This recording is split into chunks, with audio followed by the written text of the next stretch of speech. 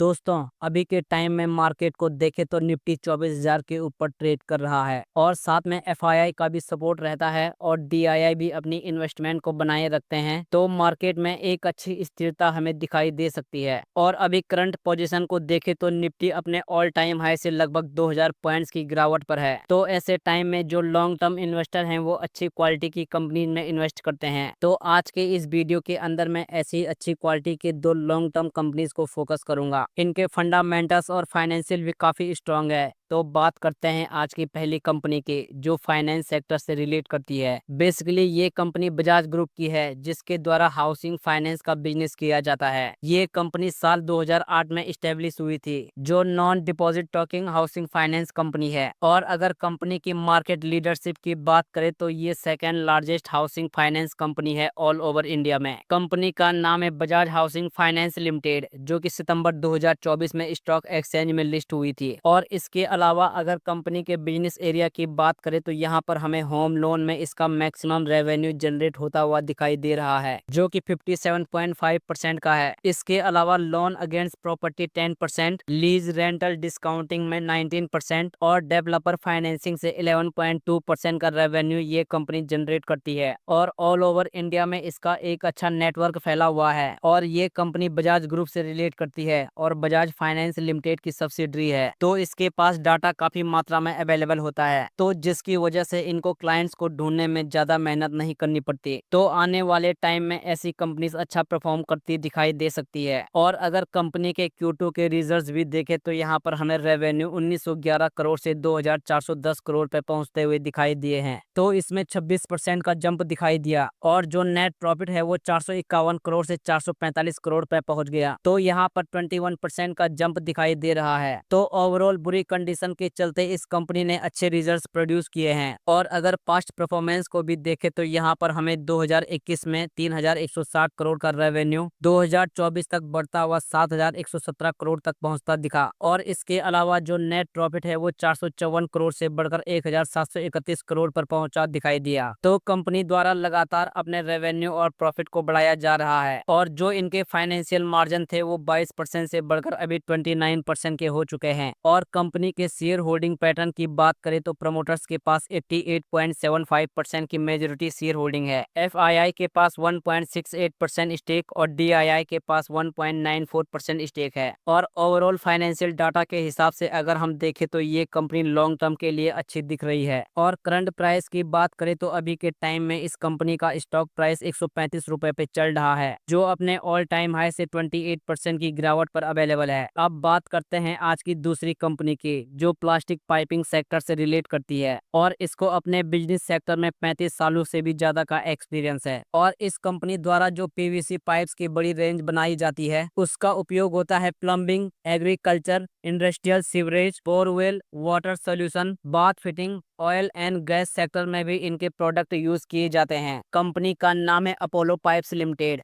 और अगर इस कंपनी की डिस्ट्रीब्यूशन नेटवर्क की बात करें तो यहाँ पर इस कंपनी के 200 से भी ज्यादा डिस्ट्रीब्यूटर्स और 500 से भी ज्यादा डीलर्स हैं ऑल ओवर इंडिया में। और इसके अलावा ये कंपनी 16 से भी ज्यादा टाइप के प्रोडक्ट बनाती है और कंपनी का टारगेट है कि अगले आने वाले 2 से 3 सालों में ये 2500 से भी ज्यादा टाइप के प्रोडक्ट बनाने वाले हैं। और इसके अलावा इस कंपनी ने मार्च 2024 में किसान बोल्डिंग कंपनी को एक्वायर कर लिया है 118 करोड़ की इन्वेस्टमेंट से। तो जिससे कंपनी की टोटल प्रोडक्शन कैपेसिटी में 60,000 मैट्रिक टन ऐड हो चुके हैं और इनकी अभी टोटल कैपेसिटी 2,16,000 टन की बन चुकी है। और आने वाले 2 से 3 सालों में कंपनी द्वारा 2,86,000 मैट्रिक टन कैपेसिटी को अचीव कर लिया जाएगा। तो जैसे डिमांड बढ़ती जा रही है उसी तरह से कंपनी एक्विजिशन एंड प्रोडक्शन को बढ़ाने में फोकस कर रही है जिसका एक अच्छा इम्पैक्ट इनके रेवेन्यू और प्रॉफिट में आने वाले समय में देखने को मिल सकता है। और इस कंपनी की पास्ट फाइनेंशियल परफॉर्मेंस को भी देखें तो यहाँ पर हमें 2021 में 518 का रेवेन्यू नजर आ रहा है जो कि 2024 में 977 करोड़ पे पहुंच गया। तो कंपनी द्वारा लगातार अपने रेवेन्यू और प्रॉफिट को बढ़ाया गया है। और शेयर होल्डिंग पैटर्न की बात करें तो प्रमोटर्स के पास 55.9% की मेजोरिटी शेयर होल्डिंग है, एफआईआई के पास 4.47% स्टेक और डीआईआई के पास 16.59% स्टेक है। तो ओवरऑल कंपनी के फाइनेंशियल फाइनेंशियल तो अच्छे दिख रहे हैं और दूसरी तरफ कंपनी जिस तरह अपने बिजनेस को इंक्रीज कर रही है तो ये कंपनी लॉन्ग टर्म के लिए अच्छी साबित हो सकती है। और करंट प्राइस की बात करें तो अभी के टाइम में इस कंपनी का स्टॉक प्राइस 495 रुपए पे चल रहा है, जो अपने 52 वीक हाई से 38% की करेक्शन पर अवेलेबल है। तो आप इस कंपनी को स्टडी कर सकते हो, लेकिन किसी भी कंपनी में इन्वेस्ट करने से पहले अपनी रिसर्च जरूर करें, क्योंकि ये वीडियो सिर्फ एजुकेशनल पर्पस के लिए बनाई गई है। बाकी आज की इस वीडियो में बस इतना ही। तो अगर आपको वीडियो पसंद आई हो तो प्लीज़ वीडियो को लाइक कीजिएगा और हमारे चैनल को जरूर सब्सक्राइब करें। मिलते हैं अगली वीडियो में। धन्यवाद।